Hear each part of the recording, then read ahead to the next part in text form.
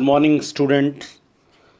अपन बात कर रहे थे प्रस्तावना के संबंध के अंदर, और जिसके अंदर मैंने आप लोगों को बताया था कि समाजवादी शब्द इतना लेट क्यों जोड़ा गया था।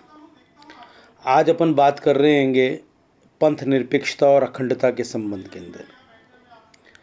असल के अंदर पंथ निरपेक्षता शब्द भी इतना लेट क्यों जुड़ा, उसके पीछे कारण था कि भारत का जो विभाजन था वो धार्मिक आधार पर हुआ था, और जब धार्मिक आधार पर भारत का विभाजन हुआ और पाकिस्तान बना तो वहाँ पर इस्लाम को मान्यता दी गई। तो भारत में कट्टरपंथी हिंदू संगठनों के द्वारा आवाज़ उठाई गई कि भारत को भी एक हिंदू राष्ट्र घोषित किया जाए। अगर हम उस समय पंथ निरपेक्षता को जोड़ते तो एक प्रकार का दबाव हमारे सामने था, क्योंकि कट्टरपंथी हिंदू संगठन ने एक तरह से भारत को हिंदू राष्ट्र घोषित करने की बात कर रहे थे, लेकिन भारत के अंदर और भी कई धर्मावलंबी रह रहे थे। अब ऐसी स्थिति के अंदर हमने वेट एंड वॉच वाली स्थिति को देखने की कोशिश करी कि देखें क्या स्थितियां रहती हैंगी। धीरे धीरे स्थितियों में परिवर्तन आने लगा, धीरे धीरे कांग्रेस मजबूत होती चली गई और एक ऐसी स्थिति आई कि धीरे धीरे हिंदूवादी संगठन कमज़ोर होते चले गए। 71 के अंदर जब इंदिरा गांधी ने पाकिस्तान के ऊपर एक तरह से बड़ी विजय प्राप्त करी तो उसके बाद उनका कद बहुत ज़्यादा बड़ा हो गया, और जब इतना बड़ा कद होने के बाद वो बहुत ही थम्पिंग मेजोरिटी से जीत के आई, भारी बहुमत से जीत के आई, तो निश्चित रूप से ये था कि अब वो जैसा चाहेंगी वैसा करने की स्थिति में होंगी। वहीं इसी समय आपातकाल की घोषणा कर दी गई थी 75 के अंदर, और इन सारी स्थितियों को मद्देनज़र अब सारी पावर जो शक्ति का केंद्र था वो एक ही व्यक्ति के इर्द गिर्द घूम रहा था, और अब वो जैसा चाहे वैसा करने की स्थिति में था। और उस समय उन्होंने इस शब्द को जोड़ा, और ये शब्द जोड़ के एक तरह से ये स्पष्ट कर दिया कि भारत के अंदर किसी एक धर्म की व्यवस्था नहीं है। हाँ, ये प्रश्न आपके सामने हो सकता है कि आप ये सोचें कि यहाँ पर सेक्युलर शब्द का जो ट्रांसलेशन है वो पंथ निरपेक्षता क्यों किया गया, धर्म निरपेक्षता क्यों नहीं किया गया। इसके पीछे सबसे बड़ा कारण ये था कि धर्म गिने चुने थे, ऐसे तो बहुत ज़्यादा थे लेकिन फिर भी गिने चुने थे, लेकिन पंथ यहाँ पर बहुत ज़्यादा थे। कल को कोई ये ना समझ ले कि खाली धर्म से निरपेक्षता की बात की गई है, पंथ से निरपेक्षता की बात नहीं है, और इसीलिए यहाँ पर पंथ निरपेक्षता की बात की गई और ये शब्द इस समय यहाँ से पर जोड़ा गया। लेकिन अब प्रश्न उपस्थित होता है कि अखंडता जैसा शब्द तो पहले दिन ही जुड़ जाना चाहिए था, वो इतना लेट क्यों जुड़ा गया।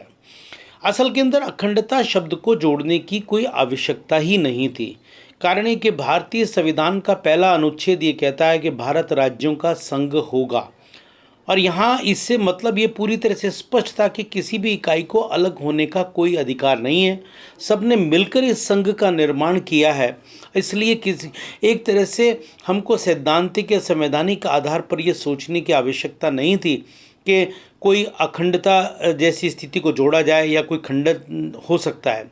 लेकिन जब 71 के अंदर हमने पाकिस्तान के 2 टुकड़े कर दिए और बांग्लादेश बना दिया, और उस समय उसके बाद के अंदर जो वहाँ प्रधानमंत्री बने जुल्फ़िकार अली भुट्टो, तो उन्होंने अपना पहला वक्तव्य दिया था पाकिस्तान घास फूस खाकर भी परमाणु बम बनाएगा और भारत की अखंडता को खंडित करने की कोशिश करेगा।